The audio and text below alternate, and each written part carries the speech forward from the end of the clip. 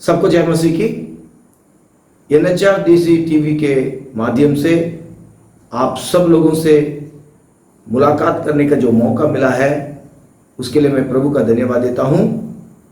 और NHRDC TV का संचालन करने वाले सभी पास्टरों को मैं धन्यवाद देना चाहता हूं इस मौके के लिए जो उन्होंने दिया है कि आज हम आप लोगों के सामने आप लोगों के साथ मिलकर के आराधना कर सकें। Logos assembly of God Abohar की ओर से हम आप सबका अभिनंदन करते हैं और यह हमारे लिए सौभाग्य की बात है कि आप लोगों के साथ मिलकर के हम आराधना और स्तुति और महिमा करें। आराधना का समय हमारे लिए आनंद का समय है। आराधना का समय हमारे लिए अनुग्रह का समय है और आराधना का समय हमारे लिए आशीषों का समय भी है और आराधना का समय विशेष अभिषेक को पाने का समय भी है। तो उम्मीद के साथ और उत्साह के साथ लगन के साथ हम प्रभु की उपस्थिति में रहें और मिलकर हम उसकी आराधना करें, उसकी महिमा करें, उसकी बड़ाई करें और उसके वचनों को सुनें और उसके द्वारा हम आशीषित हों। आइए हम प्रार्थना करेंगे। प्यारे पिता परमेश्वर, हम तेरा धन्यवाद करते हैं खुदावन, तू महान और सामर्थी और सच्चा और जिंदा परमेश्वर है। तेरे पवित्र नाम की स्तुति और महिमा होने पाए। धन्यवाद देते खुदावन, आज ये NHRDC टीवी के माध्यम से प्रभु ये आराधना जो हम कर रहे हैं और हमारे साथ जितने भी प्रभु तेरे बच्चे जुड़े हुए हैं उनके अंदर धन्यवाद देते हैं। और ये आराधना का समय अर्थमय हो, आशीषमय हो, अनुग्रह में हो और खुदावन प्रभु जी हम तेरे वचनों को हम सीख सकें। हर एक को अपना अनुग्रह दे, अपने आत्मा से अभिषेक कर और हर तरह का बंधन यीशु के नाम से टूटे और पवित्र आत्मा सामर्थ्य रूप से हमारे बीच में कार्य कर सके। तेरे नाम की स्तुति और महिमा करते हैं यीशु मसीह के नाम से प्रार्थना मांगते हैं, सुनो कबूल कर। आमीन आमीन। हालेलुया। प्रभु के नाम की महिमा हो। ये सुंदर समय हमें प्रभु ने आज दिया है, इसलिए हम प्रभु का धन्यवाद करेंगे। प्रभु ने हमें एक मौका दिया कि हम उसकी स्तुति आराधना कर सकें, उसकी महिमा बढ़ाई कर सकें। तो आइए हम कुछ गीतों को गाएंगे और प्रभु के नाम को हम ऊंचा उठाएंगे और उसके नाम को हम महिमा देंगे।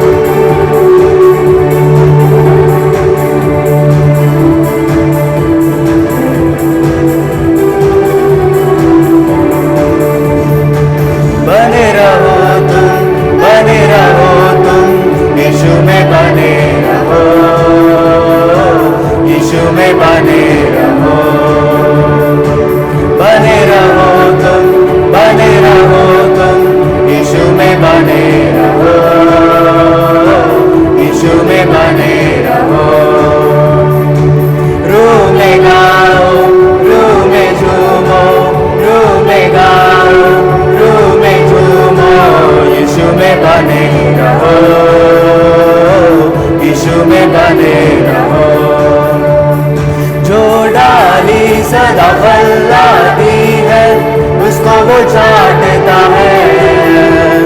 प्यार खुदा जिसे करता है, उसको वो डांटता है। जो डाली सदा फैलाती है, उसको वो चाटता है।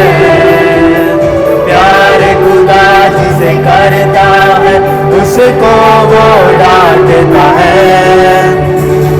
रूहानी फलों से भरने को, रूहानी फलों से भरने को, यीशु में बने रहो, यीशु में बने रहो। रूह में गाओ, रूह में झूमो, रूह में गाओ, रूह में झूमो, यीशु में बने रहो, यीशु में बने रहो। जैसे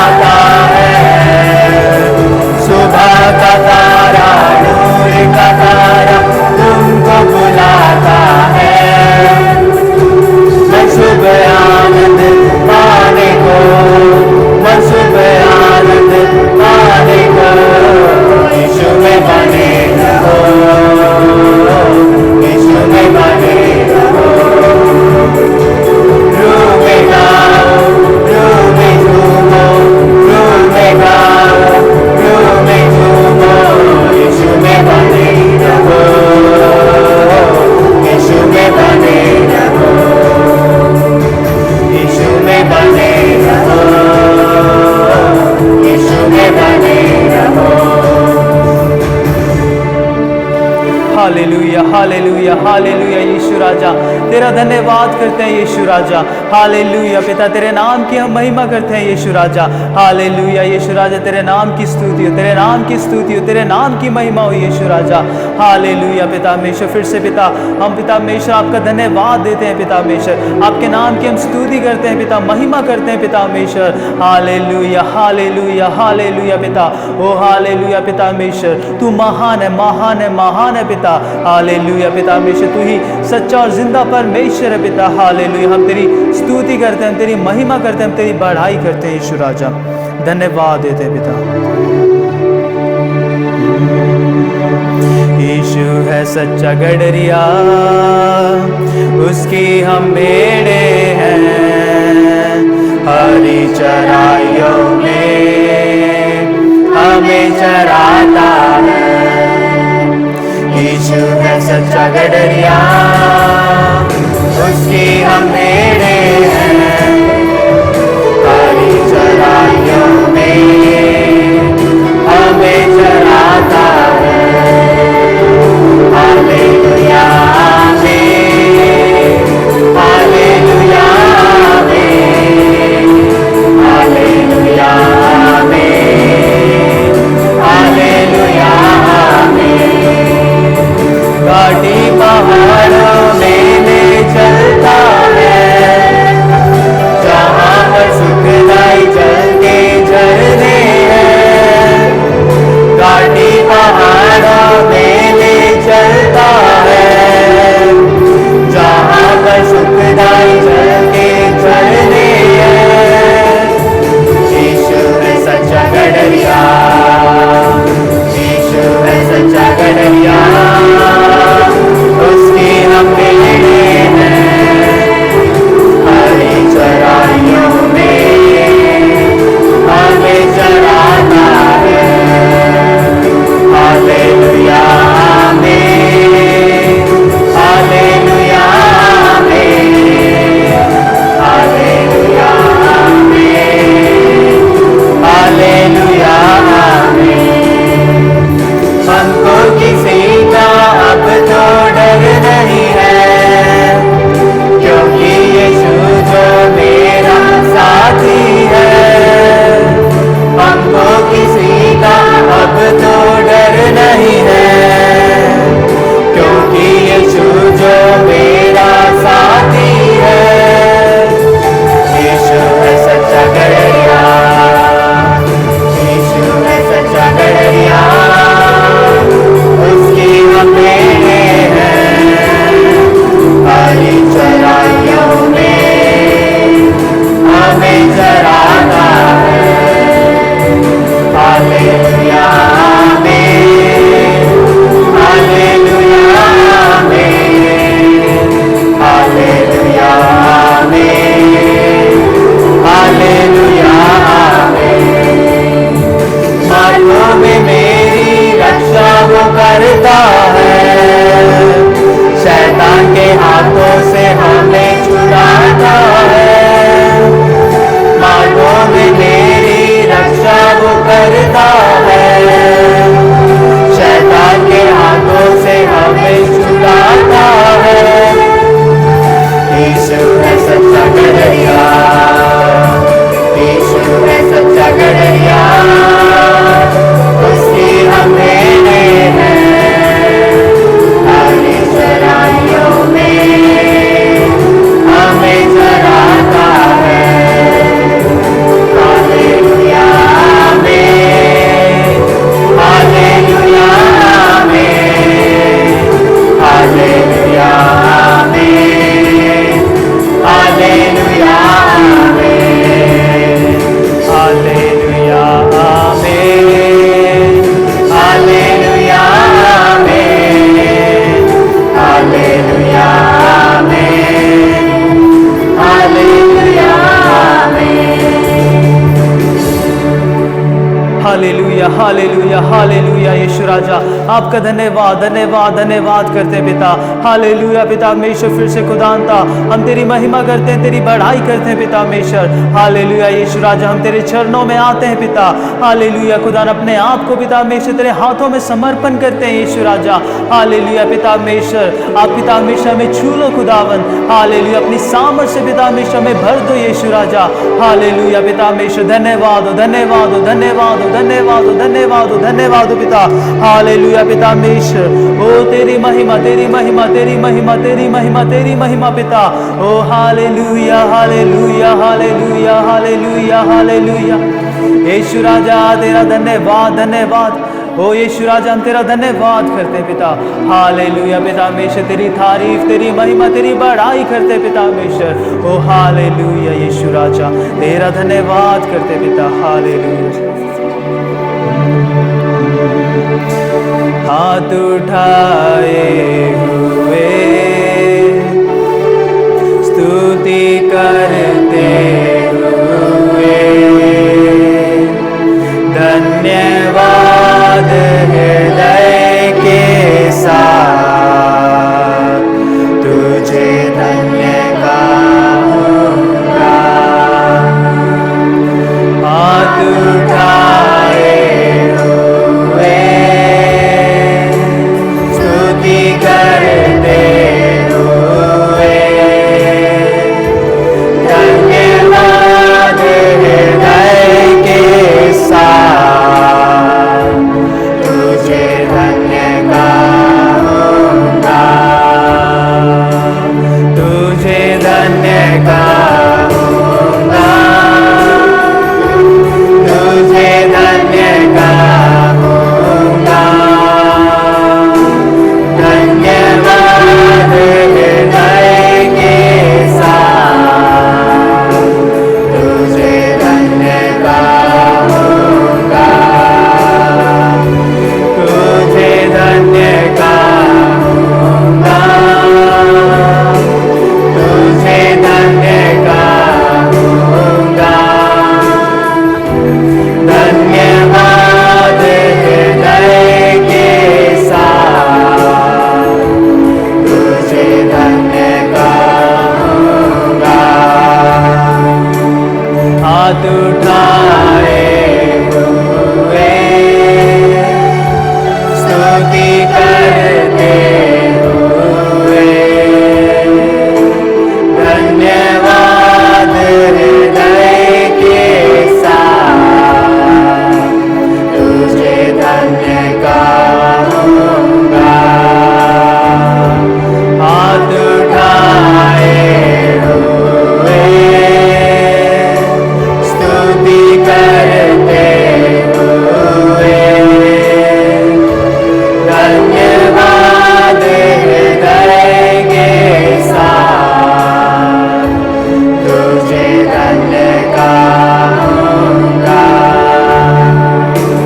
तुझे धन्य कहूँगा। तुझे धन्य कहूँगा। धन्यवाद हृदय के साथ तुझे धन्य कहूँगा। धन्यवाद हृदय के साथ तुझे धन्य कहूँगा।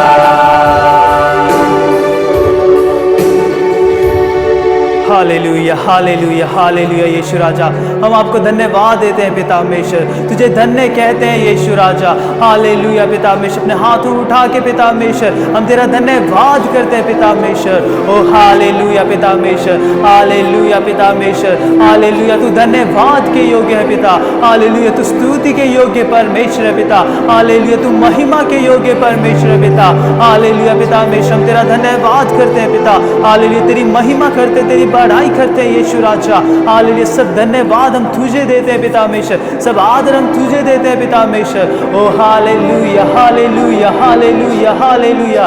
ओ स्तुति ओ स्तुति ओ स्तुति ओ स्तुति ओ स्तुति ओ पिता, तेरी महिमा हो महिमा हो महिमा हो महिमा हो महिमा हो महिमा हो यीशु राजा। ओ हालेलुया हालेलुया हालेलुया हालेलुया। धन्यवाद धन्यवाद धन्यवाद धन्यवाद धन्यवाद परमेश्वर, हम तेरे चरणों में आते हैं यीशु राजा। हालेलुया पिता परमेश्वर, हम तुझे धन्यवाद देते हैं पिता परमेश्वर। हालेलुया पिता परमेश्वर, तेरी स्तुति हो, तेरी महिमा हो, तेरी बढ़ाई हो यीशु राजा। हालेलुया हालेलुया हालेलुया पिता, अनुग्रह करो अनुग्रह करो अनुग्रह करो यीशु राजा। हालेलुया, तेरे अनुग्रह को हम मांगते हैं पिता, तेरी सामर्थ को पिता परमेश्वर हम मांगते हैं यीशु राजा। धन्यवाद देते धन्यवाद देते धन्यवाद देते पिता। Hallelujah hallelujah hallelujah.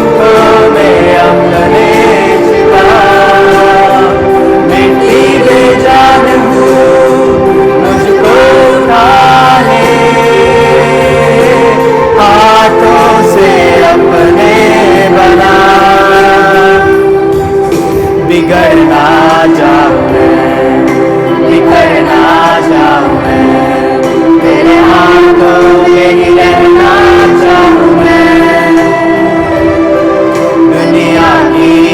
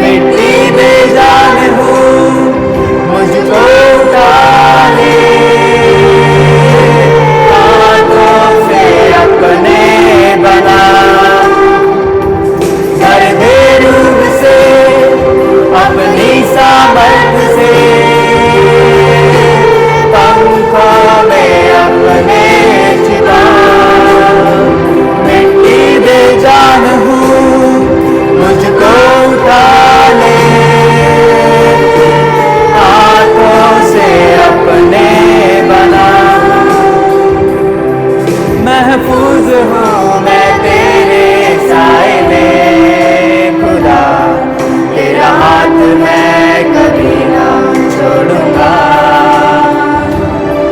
महफूज हूँ मैं तेरे साए में खुदा, तेरा हाथ मैं कभी ना छोड़ूंगा। अपने साए में मुझको छिपा, अपने हाथों से मुझको सजा। अपने साए में मुझको छिपा, अपने हाथों से मुझको सजा। भर दे रूह से अपनी सामर्थ से, पंखों में अपने छिपा। मिट्टी बेजान हूँ मुझको उठा ले, हाथों से अपने बना। भर दे रूह से अपनी सामर्थ से, पंखों में अपने छिपा। मिट्टी बेजान हूँ मुझको उठा ले, हाथों से अपने बना। हाथों से अपने बना, हाथों से अपने बना। हालेलुया हालेलुया हालेलुया पिता परमेश्वर, हालेलुया पिता परमेश्वर, तू हमें अपने हाथों में लेके तू बना पिता परमेश्वर। तू हमें खुदावंद परमेश्वर, वो खुदावंद परमेश्वर, वो पात्र बना खुदावंद परमेश्वर, जो हालेलुया खुदावंद दूसरों के लिए खुदावंद परमेश्वर आशीष का कारण हो सके खुदावंद परमेश्वर, तेरे इस नाम की खुदावंद परमेश्वर महिमा का कारण हो सके पिता परमेश्वर। तू हमें ऐसा बना यीशु राजा, तू हमें पिता परमेश्वर हालेलुया ऐसा खुदावंद परमेश्वर लेके हमें चला यीशु राजा, हमें इस्तेमाल कर यीशु राजा। ओ धन्यवाद करते पिता परमेश्वर, हालेलुया पिता परमेश्वर, आपकी महिमा करते पिता, आपकी बड़ाई करते पिता परमेश्वर। Hallelujah hallelujah hallelujah hallelujah Yeshu राजा, तेरा धन्यवाद पिता परमेश्वर, तेरी सभी भलाइयों के लिए पिता परमेश्वर हम धन्यवाद देते पिता, तेरे सभी पिता परमेश्वर अद्भुत कार्यों के लिए पिता परमेश्वर, तेरे अनुग्रह के लिए पिता परमेश्वर हमारे जीवन में पिता परमेश्वर, उसके लिए हम धन्यवाद देते हैं पिता परमेश्वर। हालेलुया पिता परमेश्वर, फिर से पिता परमेश्वर हम आपका धन्यवाद करते पिता परमेश्वर, तूने खुदावंद परमेश्वर हालेलुया खुदावंद ऐसे समय में भी खुदावंद परमेश्वर हमें संभाल के रखा है पिता परमेश्वर। हालेलुया खुदावंद परमेश्वर अपने हाथों में लेकर तूने चलाया है पिता परमेश्वर। हालेलुया खुदावंद हमें सुरक्षित रखा है पिता परमेश्वर, इसलिए पिता हम आपका धन्यवाद करते हैं पिता परमेश्वर। फिर से खुदावंद परमेश्वर प्रार्थना करते हैं पिता, हालेलुया खुदावंद परमेश्वर जितने भी जन है पिता परमेश्वर सभी को पिता आपके हाथों में सौंप देते हैं पिता परमेश्वर। ऐसे पिता परमेश्वर तेरी करुणा तेरी दया पिता परमेश्वर हम पर बनी रहे यीशु राजा, और खुदावंद परमेश्वर हालेलुया खुदावंद तू ऐसे ही लेके हमें तू चला पिता। ओ धन्यवाद करते पिता परमेश्वर। फिर से खुदावंद परमेश्वर इस आराधना के लिए पिता परमेश्वर आपका धन्यवाद करते पिता परमेश्वर, तूने खुदावंद परमेश्वर इस आराधना में खुदावंद हमें खुदावंद परमेश्वर लेकर चलाया पिता परमेश्वर, हमारी अगुवाई की पिता परमेश्वर, आपका धन्यवाद हो यीशु राजा। हालेलुया हालेलुया हालेलुया पिता परमेश्वर, धन्यवाद देते पिता, सब कुछ आपके हाथों में सौंप देते हैं पिता। धन्यवाद के साथ प्रार्थना विनती प्रभु यीशु के नाम से मांगते हैं, आमीन आमीन। प्रभु के नाम की स्तुति हो। आज हम मसीह विरोधी के बारे में हम देखने जा रहे हैं। हम लोग पढ़ेंगे पहला यूहन्ना उसका 2 अध्याय उसका 18 वचन। हे लड़कों, यह अंतिम समय है, और जैसा तुमने सुना है कि मसीह का विरोधी आने वाला है, उसके अनुसार अब भी बहुत से मसीह विरोधी उठ खड़े हुए हैं। इससे हम जानते हैं कि यह अंतिम समय है। इस वचन में यूहन्ना जो यीशु का चेला है कहते हैं कि हम अंतिम दिनों में जी रहे हैं। और हम कैसे इसको जानते हैं? वो कहते हैं कि इस बात से हम जानते हैं क्योंकि बहुत सारे मसीह विरोधी उठ खड़े हुए हैं। मसीह विरोधी माने कौन है?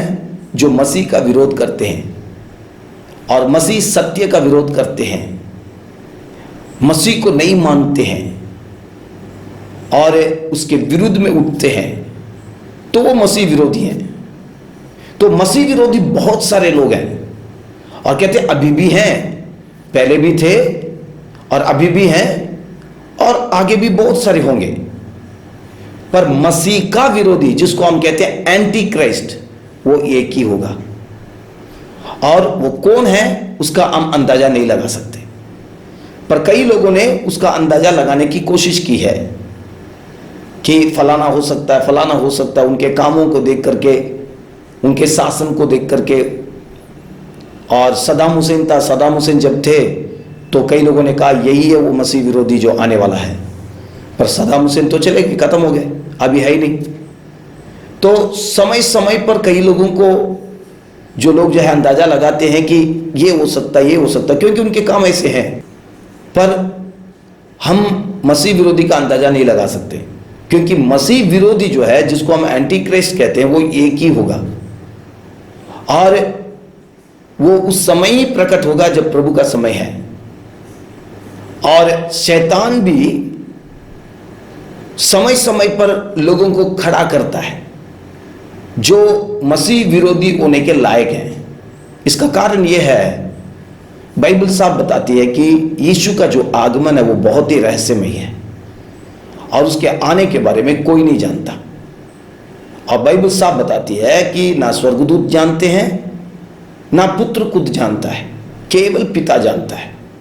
और जब पुत्र भी नहीं जानता है, कोई स्वर्गदूत नहीं जानते हैं, तो शैतान कैसे जानेगा? तो शैतान भी अंदाजा लगाता है कि यीशु मसीह का आगमन अभी हो सकता है, अभी हो सकता है। तो इसलिए पहले से ही वो जो है लोगों को तैयार करके रखता है, कुछ लोगों को समय समय पर तैयार करता है जो उस जगह पर बैठने के लायक हो सकते हैं। क्योंकि जब मसीह विरोधी आएगा तो इस दुनिया में 7 साल शासन करेगा और पूरी तरह से उसका ही राज्य इस धरती में होगा, पूरी दुनिया उसके अंडर होगी और उसका ही हुकूमत पूरी दुनिया में होगी। तो ये शैतान जो है समय समय पर लोगों को तैयार करता है और बाइबल इस मसीह विरोधी को अलग अलग नाम से भी कहता है। एक पाप का पुत्र, विनाश का पुत्र, और प्रकाशित वाक्य में हम देखते हैं कि उसको पशु कहा गया है। तो चाहे कुछ भी हो, ये जो मसीह विरोधी है वो प्रकट होने वाला है। पर मैं कुछ बातों की इसके बारे में मैं और बताना चाहता हूं, यीशु और ये मसीह विरोधी। यीशु परमेश्वर का पुत्र है और इस धरती में पिता के द्वारा भेजा गया था। और ये जो मसीह विरोधी होगा वो शैतान का होगा और शैतान की ओर से वो नियुक्त किया जाएगा।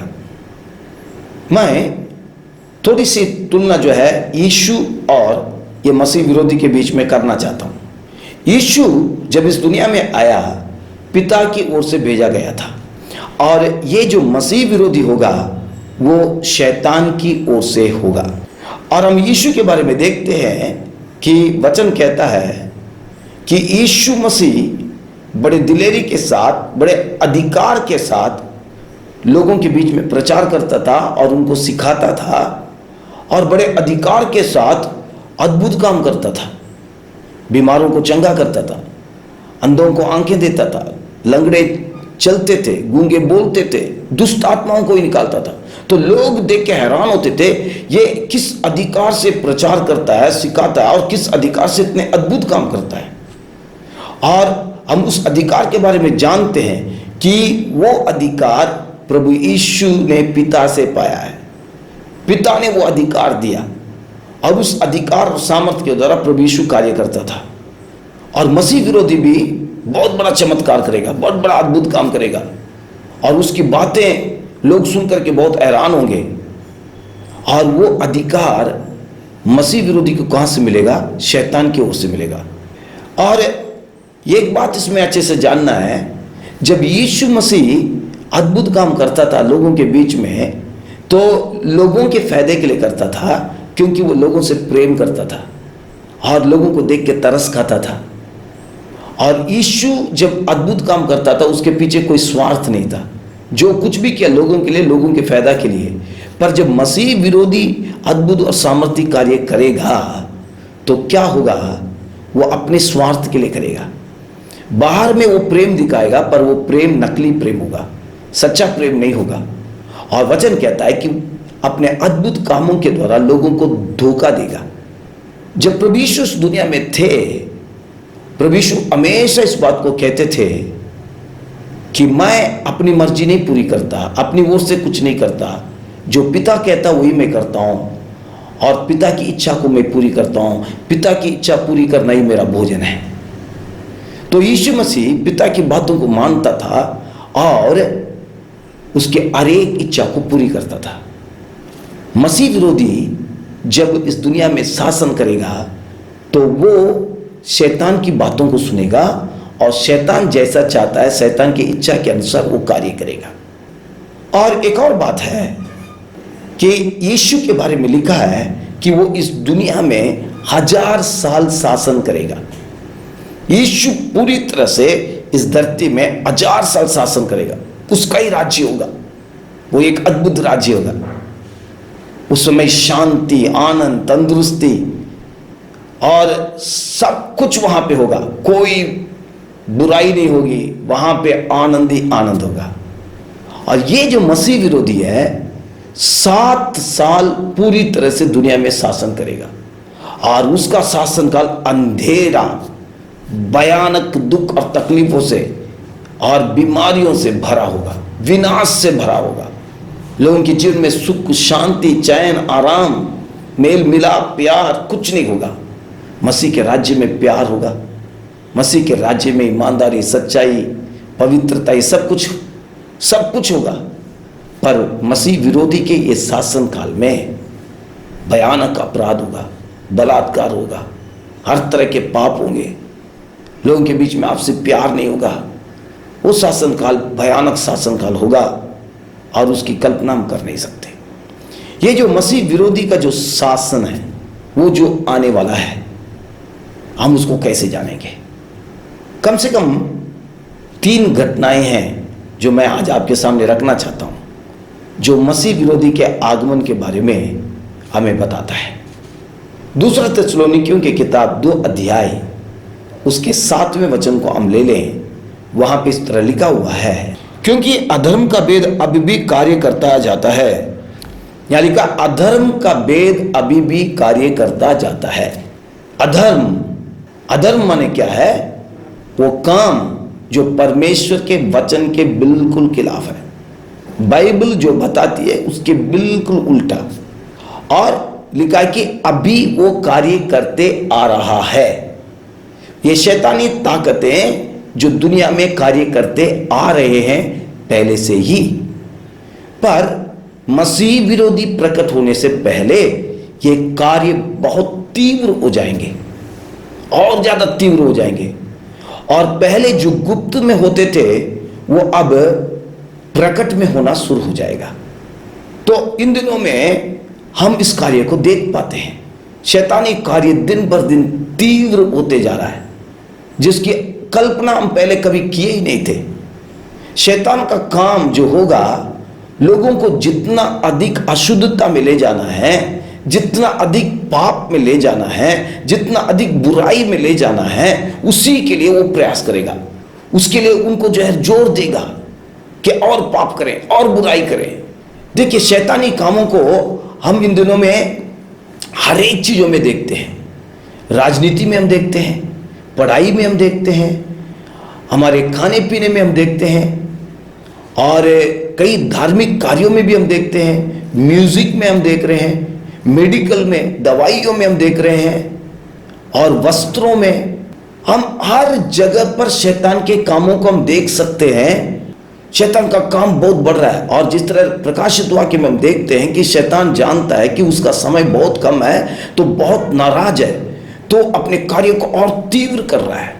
जो स्वाभाविक प्यार है वो दिन बर दिन घटता जा रहा है। प्रभु यीशु ने भी कहा था, अधर्म के बढ़ने के कारण लोगों का प्यार वो खत्म होते जाएगा, लोगों का प्यार ठंडा हो जाएगा।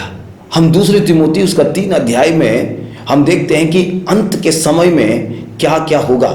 मनुष्य स्वार्थी, लोभी, डींगमार, अभिमानी, निंदक, माता पिता की आज्ञा टालने वाले, कृतज्ञ, अपवित्र, दयारहित, क्षमारहित, दोष लगाने वाले, असंयमी, कठोर, भले के बैरी, विश्वासघाती, ठीठ, घमंडी और परमेश्वर के नहीं वरन सुख विलास ही के चाहने वाले होंगे।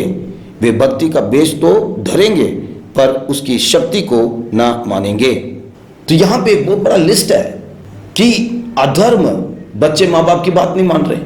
आज देखिए बच्चे अपने माँ बाप से उल्टा प्रश्न करते हैं, माँ बाप के विरुद्ध में आते हैं।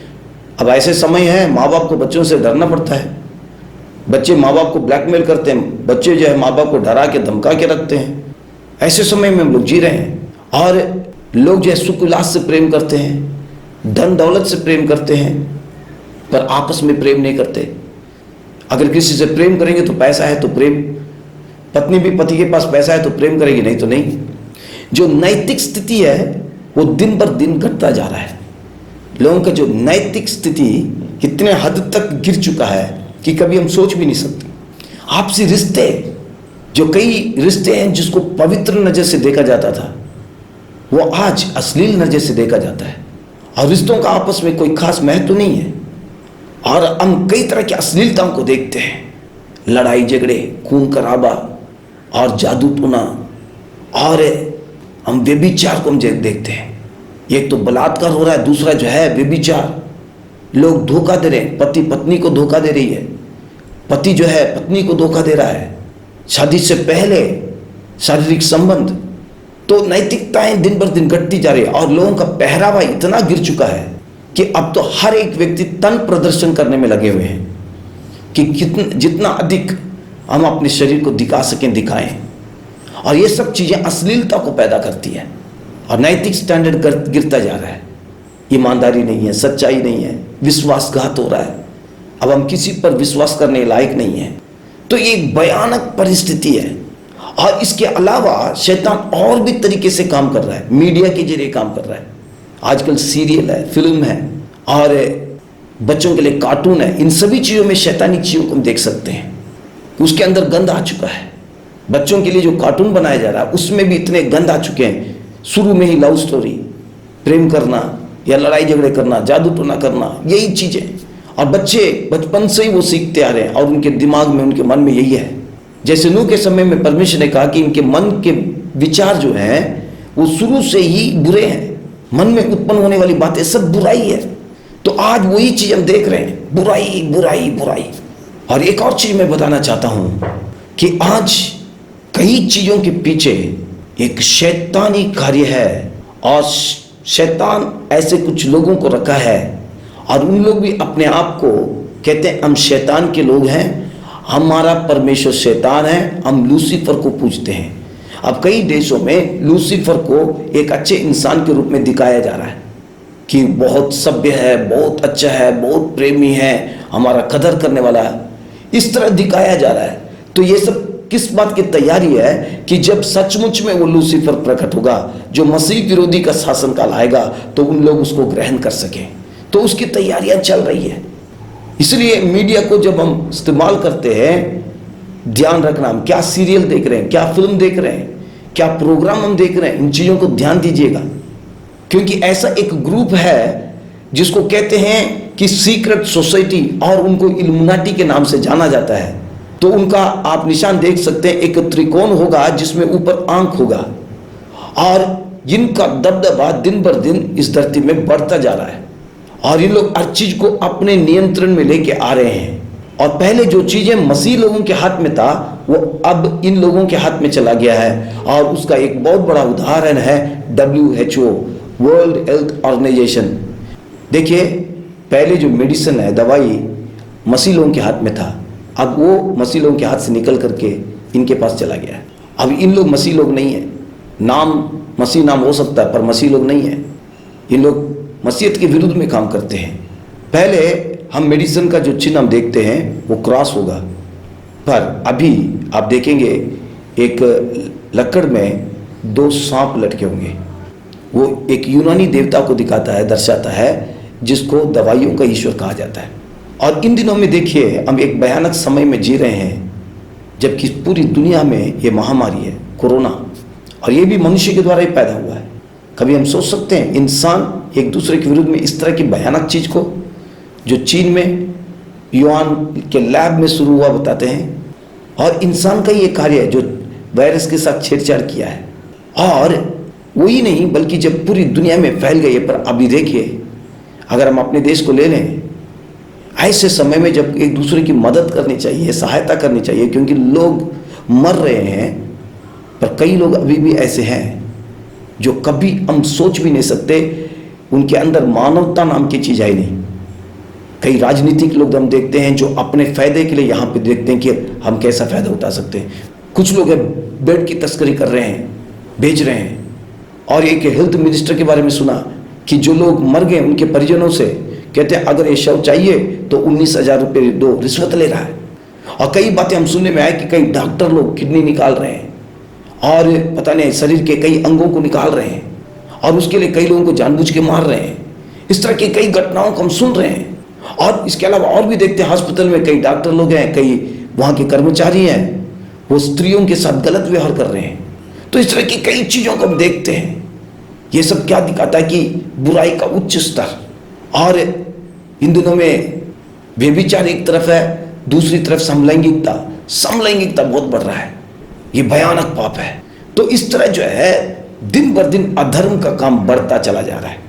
और दूसरी चीज बताया गया है कि दूसरे थिस्सलुनीकियों उसका 2 अध्याय उसके 3 वचन में हम देखते हैं, किसी रीति से किसी के धोखे में ना आना, क्योंकि वो दिन न आएगा जब तक धर्म का त्याग ना हो ले। दूसरी चीज क्या हम देखते हैं, धर्म का त्याग। धर्म का त्याग मतलब लोग सच्चाई से पीछे हटेंगे, सच्चाई को त्याग देंगे, सच्चाई पर मन नहीं लगाएंगे, परमेश्वर के वचन के अनुसार नहीं जिएंगे, परमेश्वर का वचन उनको अच्छा नहीं लगेगा, प्रभु के वचनों से पीछे हटेंगे। तो ये जो सच्चाई का जो त्याग है 2 तरह से होगा। एक सैद्धांतिक तौर से, माने उपदेश के तौर से, गलत शिक्षाएं, गलत उपदेश। और प्रभु यीशु ने भी कहा कि इन आखिरी दिनों में बहुत सारे झूठे नबी आएंगे। और दूसरा पत्रस उसके 2 अध्याय उसके 1, 2, 3 वचनों को हम पढ़ें तो वहां पे भी हम देखते हैं कि झूठे लोग आएंगे और अपने दुनियादारी शारीरिक फायदे के लिए लोगों को धोखा देंगे। झूठे नबी लोग जो है अपने शारीरिक फायदे के लिए दूसरों को धोखा देंगे। और प्रेरितों की किताब 20 अध्याय में उसका 28 वचन से आप पढ़ेंगे तो वहां पे पौलुस कहते हैं, कलीसिया को सावधान करा रहे हैं कि बहुत सारे भेड़िए कलीसिया के अंदर घुसेंगे और भेड़ों को खराब करेंगे। आज कलीसिया के अंदर इस तरह के भेड़िए हैं जो झूठे शिक्षक हैं, झूठे नबी लोग हैं, वो घुस गए हैं और भेड़ों को खराब कर रहे हैं। और लोग भी क्या कर रहे हैं, लोग भी सच्चाई के पीछे मन नहीं लगा रहे हैं। हम 1 तिमोथी उसका 4 अध्याय 1 वचन और 2 तिमोथी 4 अध्याय उसका 3-4 वचनों को पढ़ें तो उसमें साफ साफ लिखा है कि लोग सच्चाई पर मन नहीं लगाएंगे और कथा कहानी पर मन लगाएंगे और अपने लिए ऐसे सेवकों को ढूंढ लेंगे जो उनको कथा कहानी सुनाएंगे और खरा उपदेश उनके लिए हजम नहीं होगा। जो खरा उपदेश है उसको वो ग्रहण नहीं करेंगे। आज हम यही देखते हैं, लोग चिन्ह और चमत्कार, भविष्यवाणी इसके पीछे जा रहे हैं, पर वचन के पीछे कौन जा रहा है? याद रखिए, धोखा है। ये आखिरी समय है और मसीह विरोधी प्रकट होने का समय है। तो लोग दुनियादारी चीजों के पीछे, आज लोग प्रभु के पास आते हैं तो भी क्या, पैसा चाहिए, धन चाहिए, दौलत चाहिए, चंगाई चाहिए, दुनियादारी चीजों के लिए आ रहे हैं। पर कितने लोग हैं जो आत्मिक उन्नति करने के लिए आ रहे हैं, प्रभु के वचन को चाह रहे हैं? आज बहुत सारे झूठे शिक्षक हैं जो झूठी बातों को सिखाते हैं और लोगों को धोखा देते हैं। आज बाइबल लेके आएंगे पर बाइबल की बातों को उलट पुलट करके उन लोग सिखाएंगे, सही तरीके से नहीं सिखाएंगे। और पौलुस इस बात को बताते हैं, गलातियों उसका 1 अध्याय उसका 8 और 9 वचन में, अभी जो सुसमाचार हम सुना रहे हैं, अगर कोई स्वर्गदूत या खुद हम भी हों इसके विरुद्ध में अगर हम कहें तो हम श्रापित हैं। ये जो सुसमाचार है ये कभी नहीं बदलेगा, प्रभु का वचन कभी नहीं बदलेगा। आज प्रभु के वचन को तोड़ मरोड़ करके लोगों के सामने पेश किया जा रहा है। बहुत सारी शिक्षाएं हैं, हाइपर ग्रेस, अनुग्रह करके लोग कहते तुम पाप करो कुछ नहीं होगा, तुम्हें कोई सजा नहीं मिलेगी, प्रभु ने पहले ही तुम्हारे पापों के लिए अपने जान कुर्बान कर दी है और प्रभु अनुग्रहकारी है, वो आपको क्षमा कर देगा। और तुम पाप भी करते हो तो तुम अपने आप को पापी नहीं कहना है और उस पाप के कारण तुम्हारे अंदर जो है गलती एहसास नहीं होना है, पछतावा नहीं होना चाहिए। तुम्हें कहना चाहिए कि मैं अभी भी धर्मी हूँ, क्योंकि हम विश्वासी हैं और विश्वास अनदेखी चीज़ों का प्रमाण है, देख के नहीं चलती है। तो अभी भले ही पाप किए हैं, तुम अपने आप को धर्मी देखो। इस तरह सिखाया जा रहा है कि हमारे अंदर पाप करने के बावजूद भी हमारे अंदर पछतावा ना आए और गलती का एहसास ना हो।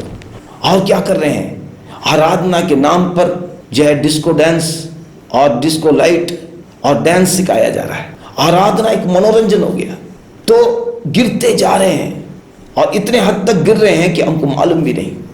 तो सिद्धांतों में गिर रहे हैं, उपदेशों में गिर रहे हैं और नैतिकता में भी गिर रहे हैं। दुनियादारी लोगों को तो छोड़ दीजिए, पर मसीह लोग, उनके अंदर नैतिकता नहीं है।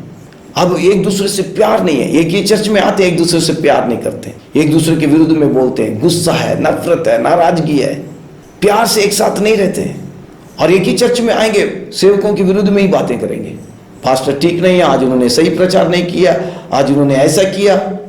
तो एक साथ रहते हुए भी उन लोग जो है मिलकर नहीं रहते हैं। जैसे कि दानियल ने जो दर्शन देखा था, उसमें आखिरी जो चीज है लोहा और मिट्टी। लोहा और मिट्टी एक साथ है, पर एक साथ रह नहीं सकते, वो जुड़ नहीं सकते। तो आज हम कलीसिया के अंदर देखते हैं मिलावटी चीजें हैं। वहां पे प्यार के बारे में बात करते हैं, पर प्यार नहीं है। सच्चाई के बारे में बात करते हैं, सच्चाई नहीं है। ईमानदारी के बारे में बात करते हैं, ईमानदारी नहीं है। पवित्रता के बारे में बात करते हैं, पवित्रता नहीं है। कलीसिया के अंदर ही गलत रिश्ते हैं। और हमारा पहरावा इतना गिर चुका है, इतना गिर चुका है। फैशन के नाम पर हम क्या करते हैं, हम प्रभु से दूर जा रहे हैं। फैशन हमारे जीवन में सबसे आगे है। लोगों के सामने अच्छा, हमारा हेयर स्टाइल बदल गया, हम कहते हैं इसमें क्या गलती है। हम परमेश्वर के मंदिर हैं, ये शरीर परमेश्वर का मंदिर है। तो जब लोग हमको देखेंगे, इसको दुनियादारी लोगों के जैसे नहीं देखना, ये परमेश्वर का मंदिर है, हमारे द्वारा प्रभु की महिमा होनी है। आज वस्त्र क्या हो गए हैं, यहाँ कट, हर जगह पे कट, पैंट में कट, हर जगह पे कट आ गया, चाहे लड़का हो चाहे लड़की हो। अगर हमें काट के ही पहनना है तो क्यों पहन रहे हैं, पहने ही मत। ये अंग प्रदर्शन है और ये कामुकता को पैदा करता है। पर आज कलीसिया के लोग नहीं समझ रहे हैं। दुनियादारी लोगों को हम कहाँ से समझाएंगे, जब कलीसिया के लोग ही नहीं समझ रहे हैं कि इतना ज़्यादा कट है, पैंटें नीचे लटक रही है और ऊपर जो है बनियन ऊपर जा रहा है, चाहे लड़का हो चाहे लड़की हो। शर्म नाम की चीज़ बिल्कुल ख़त्म हो चुका है। और आज जितना शरीर को प्रकट करेंगे, वो सोचेंगे मैं मॉडर्न हूँ और बड़ा अच्छा फील करते हैं। पर एक समय था, अगर कपड़ा जब थोड़ा सा फटा है तो शर्म महसूस करते थे, उसको सील के छिपा के रखते थे। पर आज फाड़ो, क्योंकि ये नैतिकता की गिरावट है। हमें सावधान रहना है। एक और बात है, दूसरा थिस्सलुनीकियों उसका 2 अध्याय उसका 7वें वचन में देखते हैं, पर अभी एक रोकने वाला है और जब तक वह दूर ना हो जाए वह रोके रहेगा। देखिए, मसीह विरोधी है अभी। जैसे कि मैंने आपको बताया है कि समय समय पर अलग अलग समय में शैतान ने अपने बंदे को खड़ा कर रखा है, तैयार कर रखा है। मसीह विरोधी है, अभी है इस धरती में। वो जो एंटी क्राइस्ट जिसको हम कहते हैं, विनाश का पुत्र, पाप का पुत्र और पशु, द बीस्ट, पर उसको प्रकट होने से कोई रोक रहा है। और जब तक वो रोकने वाला रहेगा तब तक ये मसीह विरोधी प्रकट नहीं हो सकता। और वो रोकने वाला कौन है, वो है पवित्र आत्मा। वो है पवित्र आत्मा, एक रोकने वाला है और वो रोकने वाला पवित्र आत्मा है। और जब तक पवित्र आत्मा जो है रोकता रहेगा तब तक ये मसीह विरोधी प्रकट नहीं हो सकता। और दूसरी बात, जब तक कलीसिया इस धरती में होगी, पवित्र आत्मा मसीह विरोधी को प्रकट होने नहीं देगा, क्योंकि इस धरती में अभी कलीसिया है। जब तक कलीसिया इस धरती में है तो पवित्र आत्मा मसीह विरोधी को प्रकट नहीं होने देगा। तो इसका मतलब यह है कि जब मसीही विरोधी प्रकट होगा और उसका शासन होगा, उस वक्त इस धरती में यीशु मसीह की कलीसिया नहीं होगी। और इसी के बारे में पौलुस पहला थिस्सलुनीकियों 4 अध्याय उसका 16-17 वचन में साफ कहते हैं कि यीशु मध्य आकाश में आएगा और ललकार का शब्द होगा और तुरी फूंकी जाएगी और जितने भी लोग मसीह में सो गए हैं वो जी उठेंगे और हम जो जीवित हैं वो उसके साथ उठा लिए जाएंगे। इसको कहते हैं रैप्चर, यीशु मसीह का गुप्त आगमन। तो क्षण भर में होगा। और पहला कुरिन्थियों 15 अध्याय में हम इसके बारे में देखते हैं, पौलुस कहते हैं ये सब पलक झपकते ही होगा। और जब कलीसिया उठा ली जाएगी, मसीह विरोधी तुरंत इस धरती में प्रकट होगा।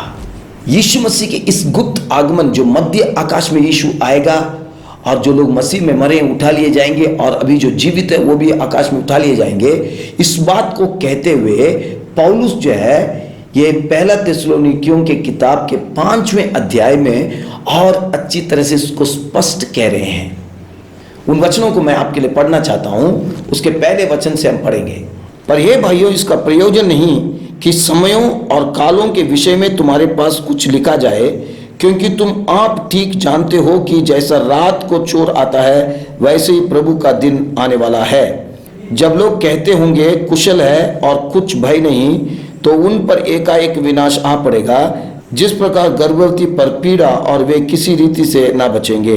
पर हे भाइयों, तुम तो अंधकार में नहीं हो कि वो दिन तुम पर चोर के समान आ पड़े, क्योंकि तुम सब ज्योति की संतान और दिन की संतान हो। हम ना रात के हैं ना अंधकार के हैं, इसलिए हम दूसरों के समान सोते न रहें, पर जागते और सावधान रहें। क्योंकि जो सोते हैं वे रात ही को सोते हैं, और जो मतवाले होते हैं वे रात ही को मतवाले होते हैं। पर हम जो दिन के हैं विश्वास और प्रेम के जिलम पहनकर और उद्धार की आशा का टोप पहनकर सावधान रहें। क्योंकि परमेश्वर ने हमें क्रोध के लिए नहीं परंतु इसलिए ठहराया है कि हम अपने प्रभु यीशु मसीह के द्वारा उद्धार प्राप्त करें।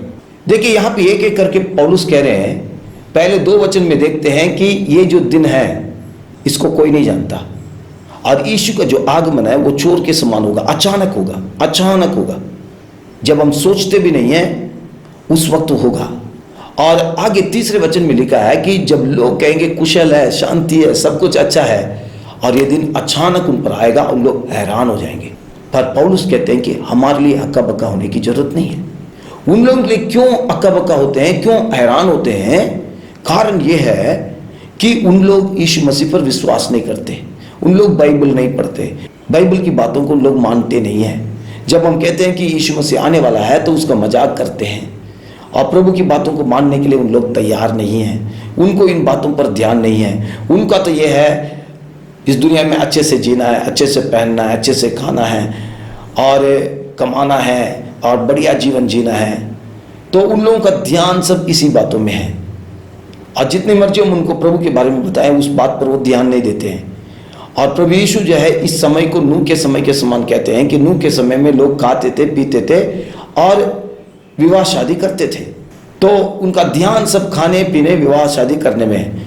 इसका मतलब इस दुनिया में मुझे कैसे जीना है, अच्छे से जीना है, मज़े से जीना है, और मेरी ज़रूरतें पूरी हो और मैं अपने काम को बढ़ा सकूं। केवल दुनियादारी बातों पर ही उनका मन है, इससे अलावा और कुछ भी नहीं है। तो जब उन लोग इस बात का ध्यान ही नहीं है, तो जब अचानक यीशु मसीह का आगमन होगा तो उन लोग हैरान हो जाएंगे, ये क्या हो गया, जो हमने कभी नहीं सोचा। नूह के समय में भी जब नूह प्रचार करता था लोग मानने के लिए तैयार नहीं थे। अरे कहाँ बारिश होने वाली, क्योंकि तब तक बारिश नहीं हुई थी, बारिश उन्होंने कभी देखा ही नहीं था, बारिश का नाम सुना नहीं था, और वो भी किश्ती बना रहा सूखी जमीन पर, और सूखी जमीन में किश्ती की क्या जरूरत है।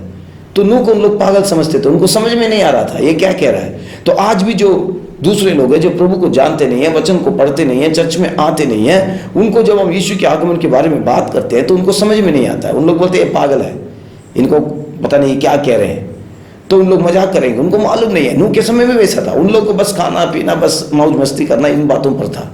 तो आज हम देखते हैं कि लोग खाना पीना, ना मौज मस्ती करना, और इन्हीं बातों पर अपना ध्यान दे रहे हैं, लग रहे हैं। पर जब यीशु का आना होगा, उन लोगों ने उम्मीद नहीं किया, वो अचानक होगा। पर पौलुस कहते हैं हम लोग जिसकी उम्मीद में हैं, हम लोग इस बात को जानते हैं कि यीशु आने वाला है और उसकी उम्मीद कर रही है। हमारे लिए कोई हैरान की बात नहीं होनी चाहिए। अगर हमारे लिए हैरान की बात होगी तो फिर तो बहुत दुख की बात है। हम ज्योति की संतान हैं, हम अंधकार के नहीं हैं, हम इस जगत के नहीं हैं, यीशु के लहू से खरीदे हुए लोग हैं। हमने यीशु को ग्रहण किया है, हमने अपना जीवन यीशु को दिया है, हमने बपतिस्मा लिया है। इसलिए कहते जो लोग यीशु को अभी तक ग्रहण नहीं किए हैं, आप यीशु को ग्रहण कीजिए, यीशु के चरणों में आइए, अपना जीवन यीशु को दीजिए, बपतिस्मा लीजिए, प्रभु के लिए जिए और उसके आने के इंतजार में हम जिए। हमारे लिए हैरान की बात नहीं है, पर यहाँ पे पौलुस कुछ बातों को बता रहे हैं कि हमें क्या करना चाहिए। लिखा है कि तुम सावधान रहो, सोते नहीं रहना, जागते रहना, जागते रहो, सावधान रहो। हमें अपने आत्मिक जीवन के प्रति सावधान रहना है और हमें सावधान रहना है, हमें जागते रहना है, प्रार्थना में, वचन में, पवित्रता में। और पौलुस इस बात को भी कह रहे हैं, पर हम जो दिन के हैं विश्वास और प्रेम की जिलम पहनकर और उद्धार की आशा का टोप पहनकर सावधान रहें।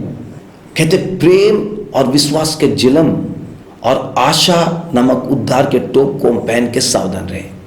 विश्वास, शैतान हमारे विश्वास पर हमला करना चाहता है, तो जिलम जो है हमारी रक्षा के लिए है।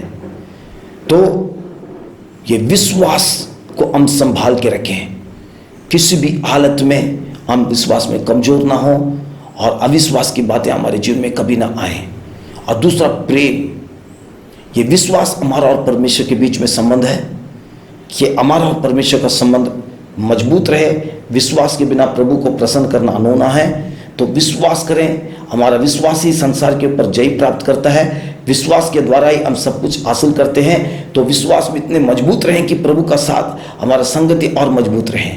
और दूसरा प्रेम, प्रेम प्रभु से सबसे ज़्यादा प्रेम करें और प्रेम हमें और मजबूत करेगा।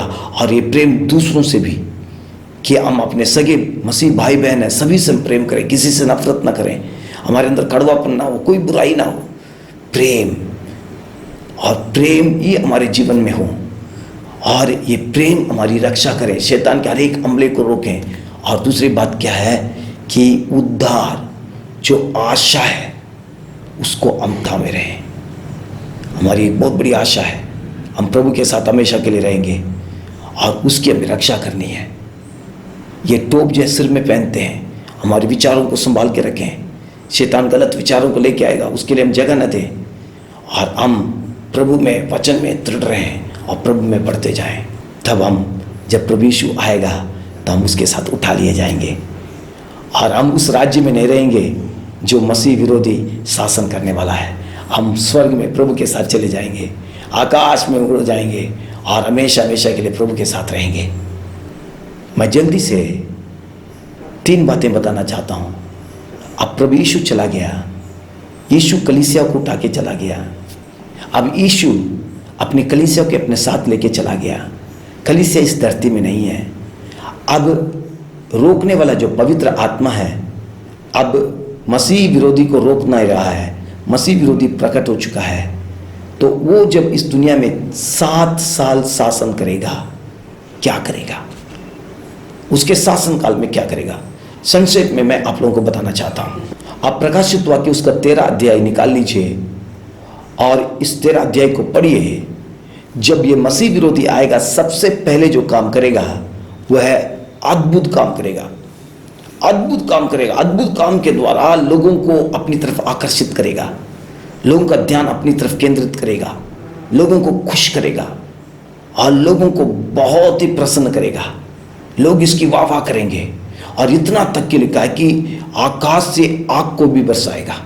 हम आधुनिक युग में जी रहे हैं और ये मसीह विरोधी जब अद्भुत काम करता है, शैतान की ताकत से करेगा और उसका अद्भुत काम नकली होगा। और दूसरा थिस्सलुनीकियों उसका 2 अध्याय 9 वचन में भी हम देखते हैं कि वो बड़े बड़े अद्भुत काम करेगा और शैतान उसको वो अद्भुत काम करने के लिए सामर्थ्य देगा। तो शैतान की ताकत से वो अद्भुत काम करेगा और लोगों को धोखा भी देगा और स्वर्ग से आग भी बरसाएगा। क्यों लिखा है कि स्वर्ग से आग बरसाएगा? देखिए, इसका भी एक खास बात है। जैसे मैंने आपको पहले बताया था, शैतान कोई नया चीज नहीं करता है, परमेश्वर ने जो किया है उसी का नकल करता है। पुराने नियम में हम देखते हैं कि एलिया नबी था, एलिया नबी ने पूरे इजराइल को चुनौती दी, क्योंकि इजरायली लोग प्रभु को छोड़ करके बाल देवता की पूजा करने लगे। और एलिया नबी ने कहा कि आज ये बात आप लोगों के सामने साबित होना है कि यहोवा परमेश्वर परमेश्वर है या ये बाल। तो जो परमेश्वर आग के द्वारा उत्तर देगा वही सच्चा परमेश्वर है। तो एलिया ने बाल के उन नबियों को बुलाया और उन लोगों को कहा, तुम यहाँ पे एक बलि चढ़ाओ, मैं बलि चढ़ाऊंगा और उसमें तुम आग नहीं लगाओगे, आग स्वर्ग में से उतरेगा। और जो परमेश्वर वो आग भेजेगा, आग के द्वारा उत्तर देगा, वही सच्चा परमेश्वर है और उसी की आराधना करनी है। और हम देखते हैं बाल के लोग दिन भर पूरे जोर से लोग जो है अपने बाल देवता को बुलाते रहे, पर कुछ नहीं हुआ। पर एलिया एक छोटी सी प्रार्थना की और स्वर्ग में से आग उतरा, उस बलि के जानवर को भस्म कर दिया और इस बात को साबित करके दिखाया कि यहोवा ही जीवित और सच्चा परमेश्वर है। तब जब ये मसीह विरोधी आग उतारेगा तो ये इस बात को दिखाने की कोशिश करेगा कि मैं सच्चा परमेश्वर हूँ और अपनी तरफ लोगों को आकर्षित करेगा। इतना ही नहीं, नए नियम में हम देखते हैं कि प्रेरितों की किताब 2 अध्याय में पेंतेकोस्त के दिन परमेश्वर ने पवित्र आत्मा को विश्वासियों के ऊपर उंडेला और आग के रूप में पवित्र आत्मा उतर आया, आग के रूप में उतर आया। तो वहां पे परमेश्वर के उस कार्य को देखते हैं। तो शैतान भी उसी तरह वो आग को प्रकट करने की कोशिश करेगा और किसी न किसी तरीके से लोगों को अपनी तरफ आकर्षित करेगा और लोगों के मन में इस बात को डालेगा कि मैं परमेश्वर हूँ, मुझे पूजो, मेरे पीछे चलो, मेरी बातों को मानो, मेरे आज्ञा पालन करो। तो वो अद्भुत काम करेगा, सामर्थ्य कार्य करेगा। ये अद्भुत कामों के द्वारा वो लोगों को अपने जाल में फंसाएगा और उनको धोखा देगा और परमेश्वर भी इन लोगों को धोखा खाने के लिए छोड़ देगा। क्योंकि दूसरा थिस्सलुनीकियों उसका 2 अध्याय उसके 10 वचन में आप पढ़ेंगे तो लिखा है कि लोगों ने सत्य से प्रेम नहीं किया जिससे उनको उद्धार मिलता है। जब सच्चाई उनको बताया गया जिसके द्वारा उनको पाप क्षमा है, आने वाली सजा से वो बच सकते हैं, अनंत जीवन को प्राप्त कर सकते हैं, उन्होंने उस सत्य को नहीं माना, उस सत्य को कभी नहीं चाहा, उस सत्य से कभी प्रेम नहीं किए। इसलिए प्रभु जो है उनको शैतान के हाथ में छोड़ देगा। मेरे प्रिय भाई बहनों, जब आप प्रभु के वचन को सुनते हैं, प्रभु के वचन से प्रेम कीजिए, उस वचन को ग्रहण कीजिए और उस वचन के मुताबिक चलिए। अगर आप अपने दिल को कठोर करते हैं और प्रभु की सत्य को मानने के लिए तैयार नहीं है, आप जिस तरह का जीवन पहले जी रहे हैं वैसे ही अभी भी आप जी रहे हैं, प्रभु के वचन पर ध्यान नहीं दे रहे हैं और प्रभु की बातों से आपका कोई लगन नहीं है, आप अपनी मनमानी का जीवन जी रहे हैं, तो प्रभु आपको शैतान के हाथ में छोड़ देगा। फिर आप धोखा खाएंगे, फिर पीड़ा सहेंगे, फिर आपके लिए बहुत मुश्किल होगा।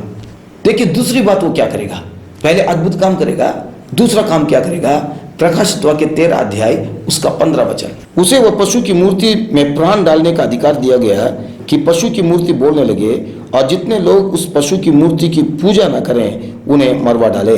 देखिए दूसरी बात, ये जो मसीह विरोधी है वो क्या करेगा, लोगों को जबरदस्ती उसको पूजने के लिए जोर देगा, आज्ञा देगा और कहेगा कि अब तुम और किसी को नहीं पूजोगे, केवल मुझी को पूजोगे, किसी और देव देवता को नहीं, किसी और को नहीं, केवल मुझी को पूजोगे, मैं ही तुम्हारा ईश्वर हूं, मेरे चरणों में आओगे।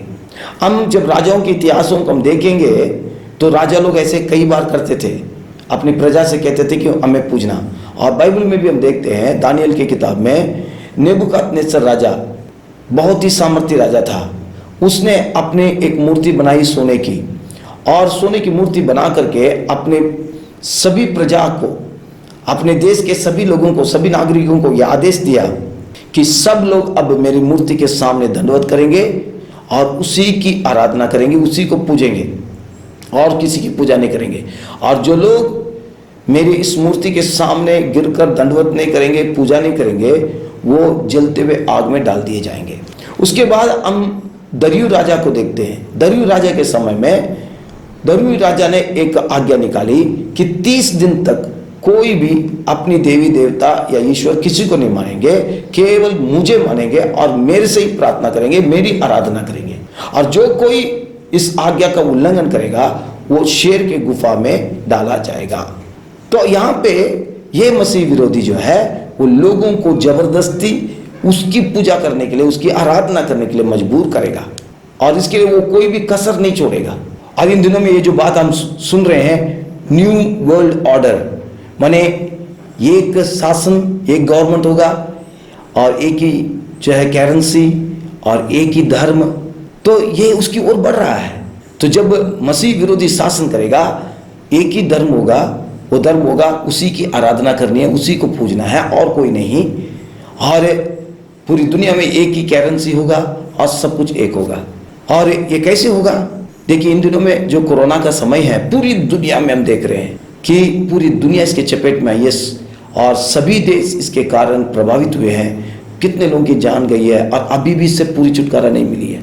और ऐसे समय में कोई भी, किसी भी धर्म के लोग सामने आके दावा नहीं कर पाए कि हमारा परमेश्वर ठीक करेगा।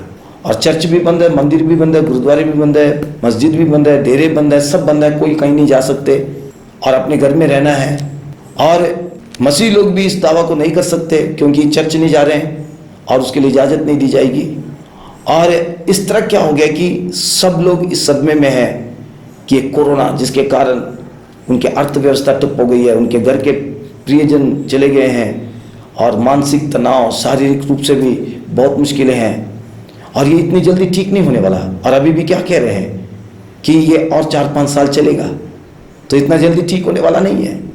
अभी तीसरी लहर आने वाली है, उसमें कई बच्चे मरेंगे और उसके बाद कहेंगे और चौथी लहर आएगी, पता नहीं और कैसे होगा। पर ऐसे समय में जब सब लोग देखते हैं कि कहीं से भी कुछ फायदा नहीं है, अचानक मसीह विरोधी आएगा, अद्भुत काम करेगा और वो कहेगा मैं तुमको इस बीमारी से ठीक करता हूँ, और बड़े अद्भुत काम करेगा और लोग देखेंगे वाह, इसने तो आके ही सब कुछ ठीक कर दिया। और लोग उस पर विश्वास करना शुरू करेंगे और लोग सोचेंगे यूं ही अब इतने दिन हम इसको मानते आए हैं, ये सब बेकार है, छोड़ो उसको, इसके पीछे चलेंगे और उसको मानना शुरू करेंगे। पर जो लोग उसको नहीं मानेंगे, उसके सामने झुकने के लिए तैयार नहीं है, उसको मानने के लिए तैयार नहीं है, उसकी आराधना करने के लिए तैयार नहीं है, यहाँ लिखा कि उनको मार डालेगा। पर वो कैसे करेगा? यहाँ लिखा है एक मूर्ति के अंदर प्राण देगा और वो मूर्ति बोलने लगेगी और वो मूर्ति उन लोगों को मार डालेगी। मेरे प्रिय भाई बहनों, ये क्या चीज़ है? नेबुकदनेस्सर ने भी मूर्ति बनाई, पर वो मूर्ति अपनी जगह से हिल नहीं सकती थी, बोल नहीं सकती थी, देख नहीं सकती थी, काम नहीं कर सकती थी। पर ये एक ऐसी मूर्ति बनाएगा जो देख सकता है, बोल सकता है, काम कर सकता है, यहाँ वहाँ घूम सकता है और इतना तक कि लोगों को मार सकता है। ऐसी कौन सी मूर्ति है? और वही चीज़ है जो इन दिनों में जो आधुनिक टेक्नोलॉजी है, और उसको कहते हैं असीमो टेक्नोलॉजी। और वो क्या? रोबोट। और कहते हैं ह्यूमनॉइड रोबोट। ये रोबोट का समय आ जाए, कंप्यूटर का युग है। अब मनुष्य की जगह कंप्यूटर ले रहे हैं, रोबोट ले रहे हैं। और ये जो ह्यूमनॉइड रोबोट है, मनुष्य जो कार्य करता है वो सारा काम वो करेगा। और इन दिनों में हर जगह पर हम रोबोट को देखते हैं, उन लोग कार्य कर रहे हैं हर एक विभाग में। आर्मी में आ गया है, स्कूल में अब पढ़ाने लगा है, हॉस्पिटल में जो नर्स का काम कर रहा है, होटलों में जो है वेटर का काम कर रहे हैं। तो हर जगह पर ये रोबोट ने जगह ले लिया है। चीन ने एक खूबसूरत रोबोट बनाया है, उसका नाम जिया है। देखने में बहुत सुंदर, और आपको ऐसा लगेगा कि ये बिल्कुल एक इंसान है। आप फर्क नहीं देख पाएंगे कि ये नकली है या असली। एक असली इंसान के समान दिखती है। वो बोल सकती है, चेहरे के भाव को अलग अलग बदल सकती है, और जो प्रश्न पूछा जाता है उसका जवाब दे सकती है। अभी उसको बनाने वाली जो टीम है वो कहते हैं कि हम इसको और ज़्यादा डेवलप करने की कोशिश कर रहे हैं कि आने वाले दिनों में ये हंस भी सकें और रो भी सकें। तो ये टेक्नोलॉजी इतना काफ़ी बढ़ गया है। और इसके अलावा रोबोट हैं जो टीवी में खबरें पढ़ रहे हैं, न्यूज़ एंकर बन गए हैं। एक पहला महिला रोबोट चीन में, और एक पुरुष रोबोट भी। उन लोग अखबार पढ़ रहे हैं, तो जहाँ पे इंसान पढ़ता था वहाँ पे ये रोबोट ने ले लिया। जब आप इनको देखेंगे तो आप फर्क नहीं कर पाएंगे कि सचमुच में ये एक रोबोट है या इंसान है। अभी चेन्नई में और बेंगलुरु है, दिल्ली है, कई जगह पे जो है रोबोट होटल आ चुके हैं जहाँ पे रोबोट जो है खाना सर्व करेंगे। अब एक और रोबोट है, रोबो कैब कहते हैं। वो पुलिस है, पुलिस की जगह लेनी है। दुबई में अब पुलिस का काम रोबोट कर रहे हैं, बड़े बड़े जो शॉपिंग मॉल है वहाँ पे सिक्योरिटी का काम रोबोट कर रहे हैं, एयरपोर्ट में रोबोट काम कर रहे हैं। और हमारे देश में सबसे पहले केरला में एक रोबोट को जो है पुलिस थाने में इस्तेमाल किया गया और उसको जो है सब इंस्पेक्टर का रैंक दिया गया। तो रोबोट अभी जो है पुलिस की जगह ले रहे हैं। अमेरिका में एक दंगा हुआ था कुछ साल पहले काले लोग और गोरे लोगों के बीच में, तो वहाँ पे उस दंगे को जो है पुलिस लोग कंट्रोल नहीं कर पा रहे थे। जब पुलिस कंट्रोल नहीं कर पा रहे थे तो आखिर में इन्होंने ये जो रोबोकॉप है उनको उतार दिया और उन्होंने कुछ घंटों में पूरी तरह से सब कुछ ठीक कर दिया, शांत कर दिया। तो अब ये जो रोबोट है, जो यहाँ मूर्ति लिखा है, वो मनुष्य की जगह को ले रहे हैं। पर मनुष्य इससे भी ज़्यादा तकनीकी में आगे बढ़ चुका है। अभी आर्टिफिशियल इंटेलिजेंस कहते हैं। ये आर्टिफिशियल इंटेलिजेंस ये वो चीज़ है कि एक साधारण एक रोबोट ही नहीं, बल्कि उसके अंदर ऐसा एक सॉफ्टवेयर फीड कर देते हैं जिसके द्वारा ये खुद सोच सकते हैं, फैसला कर सकते हैं, कार्य कर सकते हैं। और साइंटिस्ट का सबसे खतरनाक आविष्कार ये है, और साइंटिस्ट खुद इससे डर रहे हैं क्योंकि ये मनुष्य के जीवन के लिए खतरा बना है। ये कभी भी मनुष्य के जीवन को ले सकते हैं क्योंकि उनके हाथ में सब कुछ दे दिया है। उन लोग खुद फैसला कर सकते हैं और खुद कार्य कर सकते हैं। और एक सोफिया है जिसका नाम सोफिया है, और आप देखेंगे तो एक महिला जैसे दिखती है। सऊदी अरब ने इसको अपने देश में नागरिकता का दर्जा दिया है। ये सबसे पहला आर्टिफिशियल इंटेलिजेंट रोबोट है जिसको एक देश में नागरिकता का दर्जा मिला है। और इससे आप कुछ भी पूछेंगे तो ये आपको जवाब देगी, और ये अपने चेहरे को कई तरीके से बदल सकती है। आपके सामने वो हंस सकती है, आपके चेहरे को पहचान सकती है और फीलिंग्स को भी वो पहचान सकेगी। एक अद्भुत रोबोट है। पर इससे भी आगे बढ़ चुके हैं। अभी बायोनिक मैन बना रहे हैं, लंदन में बनाया जा रहा है एक रेक्स करके। और जैसे हमारे शरीर में जो हृदय है, गुर्दे हैं, लंग्स है, लिवर है, उसी तरह बनाया जा रहा है। और आर्टिफिशियल जो है खून बनाया जा रहा है, और वो रूबरू एक इंसान के रूप में दिखाई देगा और सारा काम करेगा। तो ये सब उस चीज़ की तैयारी है। और ये क्या करेंगे? मनुष्य को मार डालेंगे। ये जो आर्टिफिशियल इंटेलिजेंस है, इनसे पूछा गया तुम मनुष्य से क्या करोगे, और वो कहते हैं मनुष्य हमारी दुश्मन है। और ये सोफिया से पूछा गया कि तुम मनुष्य से क्या करोगे, क्या हम लोगों को मार डालोगे? उसने जवाब दिया ये आप लोगों के ऊपर है, आप किस तरह बर्ताव करेंगे उसके अनुसार है। तो एक बहुत बड़ा खतरा है। वचन में जो लिखा है उस मूर्ति के अंदर प्राण डालेंगे और वो इंसान को मार भी सकते हैं। ये वही चीज़ है जो इन दिनों में सब कुछ तैयार है। तो इस तरह मसीह विरोधी वो लोगों को अपने सामने दंडवत करने के लिए करेगा।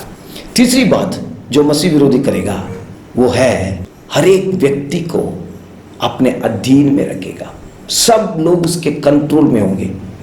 यहाँ पे 16 से 18 वचन तक हम पढ़ें तो हम देखते हैं, उसने छोटे बड़े धनी कंगाल स्वतंत्र दास सबके दाहिने हाथ या उनके माथे पर एक एक छाप करा दी कि उसको छोड़ जिस पर छाप अर्थात उस पशु का नाम या उसके नाम का अंक हो, अन्य कोई लेन देन ना कर सके। यहाँ पे लिखा है कि वो एक मोहर बनाएगा। वो मोहर हर एक के माथे में या दाहिने हाथ में लगेगा, और वो मोहर जिसको लगा है वही लेन देन कर सकता है, कुछ खरीद सकता है, कुछ बेच सकता है, काम कर सकता है, कुछ भी कर सकता है, नहीं तो नहीं। तो पूरी तरह से वो अपने नियंत्रण में लेके आएगा। तो हर एक को मोहर लगाने ही पड़ेंगे। अगर उसको खाना है, पीना है, कपड़ा खरीदना है, कहीं नौकरी करनी है या बच्चे पढ़ाई करने हैं तो मोहर जरूरी है। मोहर नहीं है तो नहीं हो सकता। और उसी की तैयारी भी चल रही है। अभी देखिए ये कोरोना में वैक्सीन लगाया जा रहा है। इससे भी पहले भी कई बीमारियां आई, कई महामारी आई, उसके लिए इंजेक्शन लगाया गया। पर कभी भी ये नहीं कहा गया कि आपको आधार कार्ड देना है। पर ये वैक्सीन लगाने के लिए कहा जा रहा है कि आपको आधार कार्ड देना पड़ेगा। क्यों? इसके पीछे एक कारण है कि देखा जा रहा है कि कौन लगा रहा है, कौन नहीं लगा रहा है। पर आने वाले दिनों में इसको सख्त कर देंगे कि हर एक को लगाना ही पड़ेगा। अगर नहीं लगाएंगे तो उनको नौकरी नहीं मिलेगी, वो दुकान में जाके कुछ खरीद नहीं सकेंगे। अभी भी हो रहा है, कुछ दफ्तरों में कहा जा रहा है कि अगर आप ये वैक्सीन नहीं लगाएंगे तो आपका तनख्वाह रोक लेंगे। तो आने वाले दिनों में ये होगा और उसी की तैयारी चल रही है। ये ट्रायल चल रहा है, ये ट्रेलर है। इसलिए विश्वासी भाई बहनों सावधान रहिए, इस बात पर ध्यान दीजिए कि ये होना जरूरी है, वो होके रहेगा। और जैसे ये मसीह विरोधी ने माथे में हाथ, और ये क्या चीज है, कहा जाता है RFID चिप है और उसमें क्या है GPS, और हमारे मोबाइल में GPS है जिससे हम जो है कहाँ पे पता लग जाएगा। वो GPS के द्वारा वो मोबाइल कहाँ पे पता लग जाएगा। तो हमारे हाथ में वो मोबाइल तो हमारी जगह भी पता लग जाएगा, पुलिस आसानी से हमें ढूंढ लेगा। अगर वो मोबाइल हमारे हाथ में नहीं है तो नहीं पता चलेगा कि हम कहाँ हैं। तो अगर वही GPS हमारे शरीर के अंदर लगा दें तो आसानी से हमको ढूंढ लेंगे, हम कहीं पे भी छिप नहीं सकते। तो शैतान वही चीज कर रहा है, हमारे शरीर के अंदर लगा रहा है ताकि हम कहीं पे भी छिप ना सकें। अभी इलॉन मस्क एक छोटा सा चिप के बारे में बात कर रहे हैं, उसको तैयार किए हैं, उसको कहते हैं Neuralink chip, brain computer interface. माने ये छोटा सा चिप है जिसको हमारे जो दिमाग है, ब्रेन है, उसके अंदर लगाया जाएगा।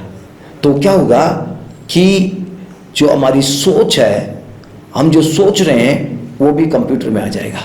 देखिए कहाँ तक पहुँच गया है। तो इसका मतलब जब मसीह विरोधी आएगा, केवल कहाँ हम जा रहे हैं आ रहे हैं, केवल इस बात पर नहीं, हम क्या बोल रहे हैं, हम क्या सोच रहे हैं, इस पर भी नजर रखेगा। तो उसके विरुद्ध में बोल नहीं सकते, उसके विरुद्ध में हम सोच भी नहीं सकते। तो ऐसे भयानक युग की ओर हम जा रहे हैं। और उसके शासन काल में क्या होगा कि शांति नहीं रहेगी, आशीष नहीं होगा, और भयानक समय होगा। जब हम बाइबल को पढ़ते हैं तो प्रकाशित वाक्य इस 9 अध्याय उसका 4, 5, 6 वचनों को पढ़िए। वहाँ लिखा है कि जितने भी लोगों ने ये मोहर ले लिए हैं, ये शैतान का मोहर है, प्रभु की ओर से वो सताए जाएंगे और वो मौत ढूंढेंगे, मौत मरेंगे नहीं। उन लोग मौत ढूंढेंगे, मरेंगे नहीं, मर नहीं सकते। और जैसे बिच्छू किसी को डंक मारती है, उसी तरह उनका दर्द होगा, पीड़ा होगा। भयानक परिस्थिति, भयानक परिस्थिति, लोग भयानक रूप से सताए जाएंगे। और इतना ही नहीं, अगर हम कुछ और वचनों को हम देखें, आप इन वचनों को बाद में पढ़िए कि प्रकाशित वाक्य उसका 6 अध्याय उसके 4 वचन में देखेंगे तो शांति नहीं होगी और लोगों की सुरक्षा नहीं होगी, लोगों को मार दिया जाएगा। और 6 अध्याय उसके 8वें वचन को हम देखेंगे तो अकाल पड़ेगा और भयानक महामारियां जानवरों के द्वारा लिखा है। ये जो महामारी है, जो वायरस है, ज्यादातर जानवरों के द्वारा फैल रही है। और इतना ही नहीं, 7 अध्याय उसका 1 वचन को आप देखेंगे, वहां लिखा है कि चारों दिशाओं से हवा को बंद कर दिया। माने हवा की दिक्कत होगी, हवा नहीं ले पाएंगे। अभी भी देखिए ऑक्सीजन की कमी हो रही है, सांस नहीं ले पा रहे हैं। तो उस समय देखिए क्या होगा, भयानक परिस्थिति। वो समय खतरनाक समय होगा, दुनिया के इतिहास में सबसे बेकार और सबसे दुखदाई और सबसे ज्यादा भयानक समय होगा। और आखिर में प्रकाशित वाक्य 19 अध्याय उसका 19 से 21 वचन को आप पढ़ेंगे तो देखेंगे वहाँ ये जो मसीह विरोधी है पकड़ा जाएगा, बांधा जाएगा और जिंदा जलते हुए आग में डाला जाएगा। ये मसीह विरोधी को कोई नहीं मार सकता, केवल प्रभु यीशु मसीह। और वो यीशु मसीह आएगा, इसको पकड़ेगा, इसको और इसके साथ जो झूठे नबी हैं उनको जिंदा आग में डालेंगे। बाकी जो इसके लोग हैं वो सब मार डाले जाएंगे। उसके बाद यीशु का 1000 साल शासन इस धरती में होगा। मेरा ये प्रश्न है, इस प्रश्न से मैं समाप्त कर रहा हूँ। आप किसके लिए इंतजार कर रहे हैं? यीशु मसीह के आगमन के लिए कि वो रहस्य आगमन जिसमें हम उठा लिए जाएं उसकी इंतजार कर रहे हैं, या मसीह विरोधी के शासनकाल का इंतजार कर रहे हैं जो भयानक शासनकाल होगा और जिसका बयान हम कर नहीं सकते? अगर आप यीशु मसीह के आगमन के इंतजार कर रहे हैं, आज अपना जीवन प्रभु को दें, यीशु को अपना मुक्तिदाता प्रभु के रूप में ग्रहण करें, पापों से पश्चाताप करें, बपतिस्मा लें, पवित्र आत्मा का अभिषेक प्राप्त करें और पवित्र जीवन जिएं। वचन पर ध्यान दें, वचन के पीछे चलें, दुनियादारी बातों में ध्यान न दें, संसार के सदृश न जिएं, अपने विश्वास की रक्षा करें, जो उद्धार प्रभु ने दिया उसकी रक्षा करें, हर हालत में हर कीमत में प्रभु के लिए जिएं, सोते ना रहें। हम प्रार्थना में जागते रहें, वचन में जागते रहें, वचन को पढ़ें, प्रभु की बातों में ध्यान दें। हम प्रभु के लिए सब कुछ करें, कलीसिया के साथ मिलकर प्रभु की सेवा करें। मेरे प्रिय भाई बहनों, अगर हम चाहते हैं यीशु मसीह आए और यीशु के साथ हम उठा लिए जाएं, तो हमें ये तैयारी करनी जरूरी है। अगर हम मसीह विरोधी की इंतजार कर रहे हैं, आप जो जीवन चाहते हैं, जैसा चाहते हैं वैसे जिए, और उसके शासन काल में आप दुख उठाइए, तकलीफ झेलिए, और आपके लिए विनाश है। आज हम फैसला करें, अपने सिरों को झुकाएं और प्रार्थना करें। Glory to God, glory to God. प्रभु के सामने अपने आप को झुकाइए, अपने सिर झुकाइए।